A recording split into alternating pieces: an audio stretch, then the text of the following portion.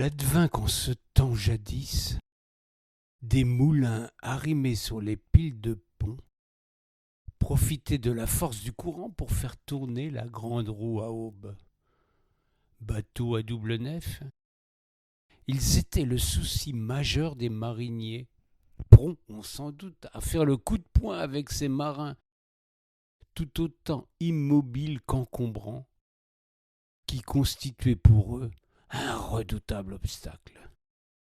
Grande était alors la tension qui régnait entre les différents utilisateurs de la Loire.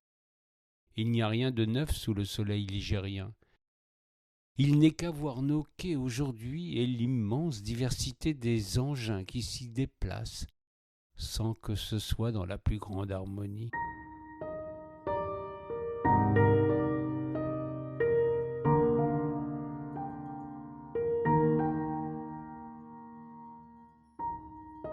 Cornille, meunier par vocation, marinier faute de trouver assez de vent pour s'établir sur la terre ferme, avait souvent lui aussi maille à partie avec les autres usagers de la rivière.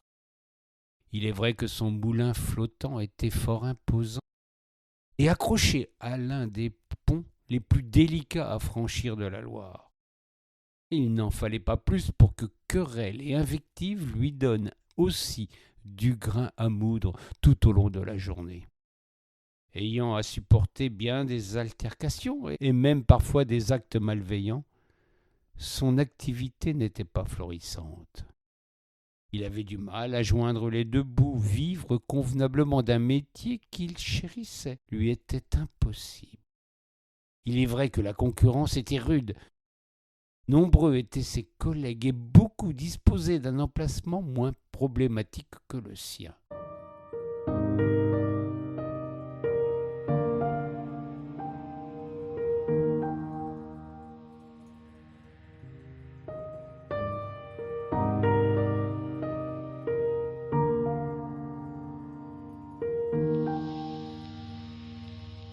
Cornille, pour subvenir à ses besoins, usait des stratagèmes habituels aux Ligériens dans le besoin.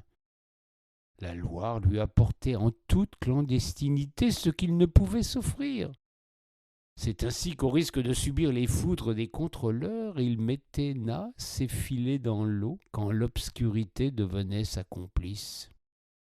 Il n'en allait pas autrement des autres meuniers. Il suffisait simplement de ne pas se faire surprendre par la patrouille. Une nuit de nouvelle lune, profitant de la discrétion offerte par la lanterne céleste, il jeta dans les flots un filet. Il comprit qu'il venait de réaliser une belle prise quand soudainement la tension se fit puissante. Il lui fallut recourir à un guinda pour remonter le filet et ce qui y pesait si lourd. C'est alors qu'il parvenait à le sortir de l'eau qu'il faillit en tomber d'apoplexie. Il venait de remonter une sirène, une merveilleuse ondine d'une beauté à vous damner.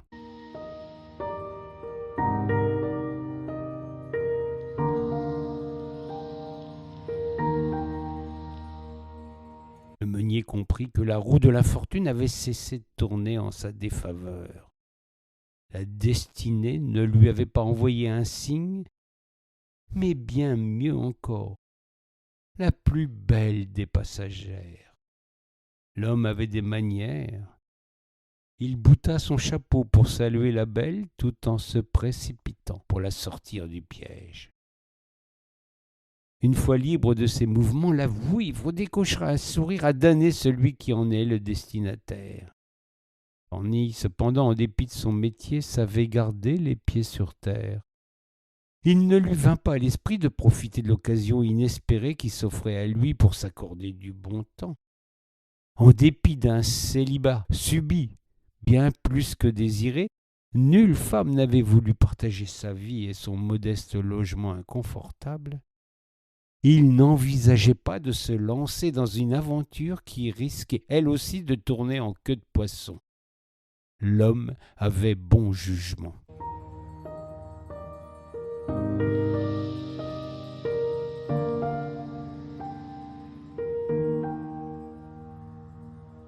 Il proposa sans l'ombre d'un regret de remettre à l'eau celle qui était tombée par inadvertance dans ses raies. Ondine en fut éberluée. Elle, qui avait souvent eu à déplorer la goujaterie de ces hommes qui allaient sur l'eau, lui décrocha un baiser sur la joue en lui déclarant mystérieusement: Gentil meunier, tu es le plus charmant des seigneurs de l'eau. Tu ignores sans doute que tu viens en agissant en galant homme de modifier le cours de ton existence. Adieu, mon ami, et que le Seigneur tes cieux te garde sous sa bonne étoile.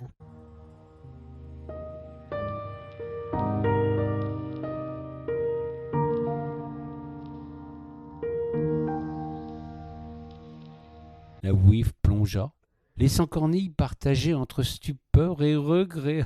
Ah, la chair est faible, même pour qui cherche à la dominer. Il n'avait pas saisi le sens du message, mais n'avait pas le temps aux supputations et aux autres hypothèses. Il avait faim. Il lui fallait reprendre son occupation. Il jeta à nouveau le filet après un temps suffisant pour permettre à sa précédente prise de s'éloigner. Il remonta alors une pêche littéralement miraculeuse.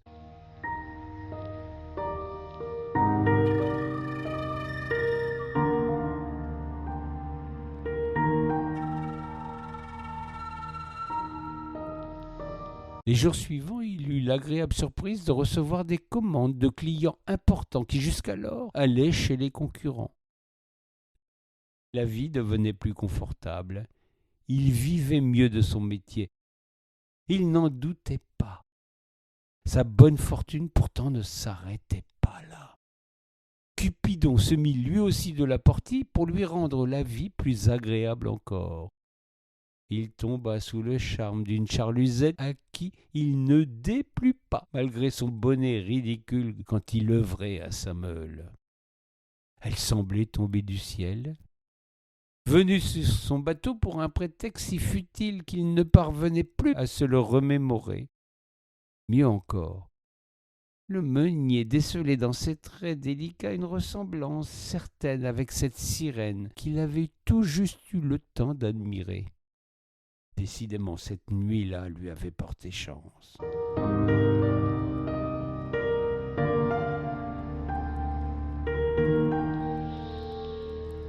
Cornille et sa Dulcinée se marièrent dans l'intimité d'un couple sans famille et sans amis. Ils n'avaient donc reçu ni cadeaux ni offrandes, ayant tout juste pris le temps de passer devant monsieur le curé. Après la cérémonie, ils remontèrent vite sur le bateau nef où l'ouvrage ne manquait pas depuis une certaine nuit de printemps.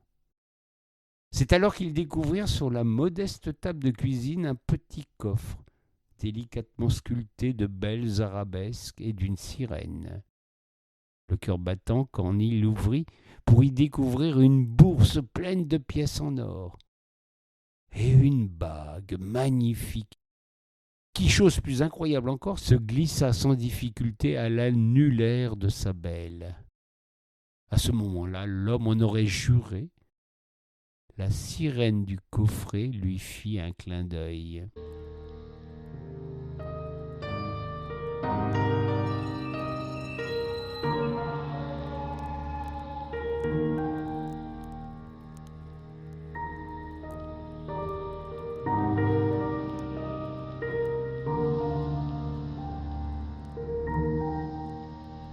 Cornille et son épouse s'empressèrent de profiter de cette fortune pour construire un moulin à vent sur une hauteur dominant la Loire.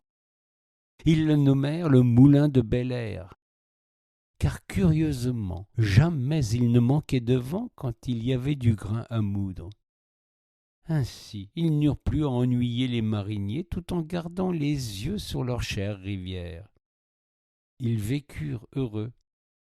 N'eurent pas beaucoup d'enfants, mais un seul, un solide galopin dont vous savez déjà l'histoire. Quant à ceux qui ne croient pas en cette aventure, je ne leur chercherai pas querelle. Je sais que nombre de gens qui vont sur l'eau ont sans doute bien trop de tracas pour se soucier de telles sornettes.